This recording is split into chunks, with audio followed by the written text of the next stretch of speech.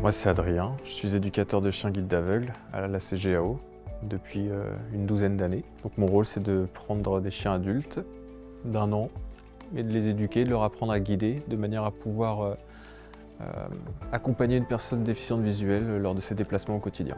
On va aussi lui inculquer une force de décision, de réaction, un chien qui prenne confiance en lui, qui soit capable de prendre des initiatives.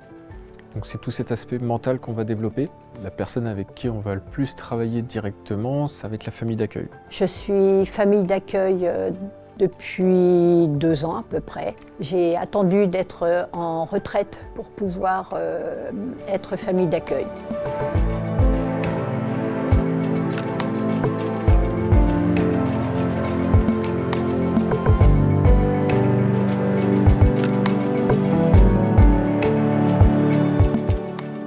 Être famille d'accueil, c'est de recevoir un petit chien chez soi. Donc on les reçoit à l'âge de 2 mois et demi.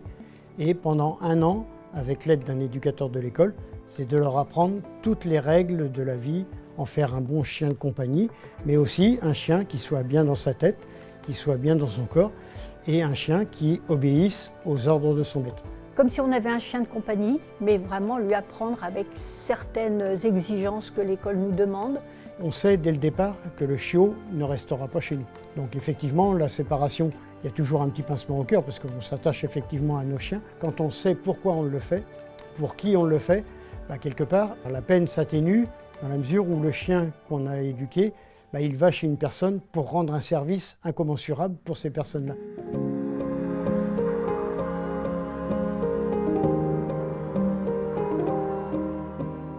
C'est complètement possible d'être famille d'accueil quand on a déjà un animal. Pas forcément qu'un chien, un animal.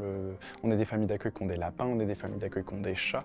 Et en fait, c'est super bien parce que ça désensibilise notre chien à découvrir d'autres animaux. Et nous, comme ça, on leur apprend à c'est pas parce qu'on voit un chien pour la première fois qu'on fait n'importe quoi. Et souvent, nos familles d'accueil qui ont déjà des animaux, ça se passe plus tard mieux parce qu'ils ont déjà connu tout petit les animaux. L'éducation, même la socialisation, elle commence déjà intra-utérin.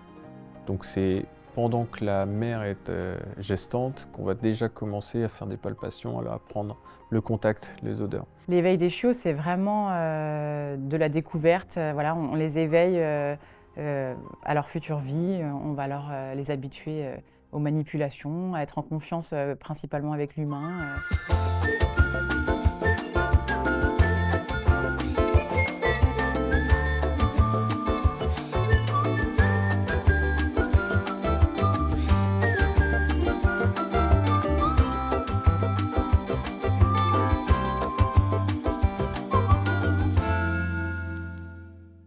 Moi, je travaille en collaboration avec 2 autres élevages, donc l'élevage de Paris et l'élevage du CZK à côté de Clermont-Ferrand. À peu près 300-400 chiots par an qui naissent au sein des 3 élevages sont proposés gratuitement auprès des associations qui sont membres de la Fédération française des associations de chiens guides. Le but, c'est de sélectionner des chiens avec des capacités des bonnes capacités pour devenir des futurs chiens guides ou chiens d'assistance. La race principale, c'est le labrador. Et ensuite, on va faire du golden et on va croiser justement labrador et golden. Ils sont catalogués chiens gentils, donc ils vont aider à un contact avec le public beaucoup plus facile.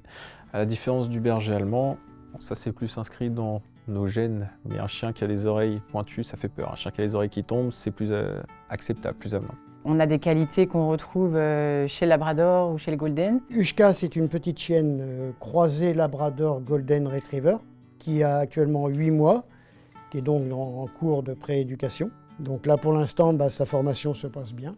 Donc on espère effectivement, nous en tant que famille d'accueil, qu'elle aille au bout du cursus pour pouvoir être remise à une personne déficiente visuelle.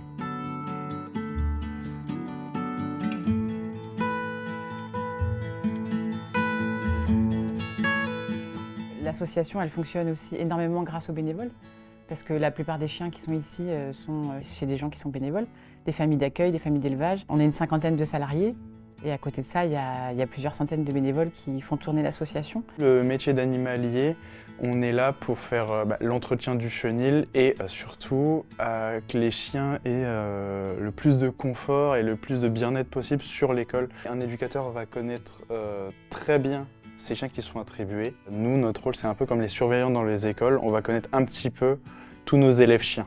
La personne déficiente visuelle, avant de lui remettre le chien, on va la sélectionner pour être sûr qu'elle a tout ce qu'il faut pour s'occuper correctement du chien et qu'elle en a besoin, que le déplacement au harnais est une nécessité. Et mon rôle, ça va être de former la personne pour qu'elle communique au mieux avec son chien, que les deux parlent la même langue. Je suis tombé déficient visuel en 2017, qui a été causé par un problème de rétine en fait. Ça pose énormément de problèmes pour se déplacer. Du coup, j'avais deux choix, c'était la canne de guidage ou le chien guide. La décision était assez facile à prendre. Pour moi, il me fallait un chien guide en fait. Je l'ai eu en septembre 2022, donc après une formation de 15 jours avec elle au centre à Bushman pour pouvoir mettre en place une communication entre le chien et le maître. C'est vraiment un travail qui est fait à deux.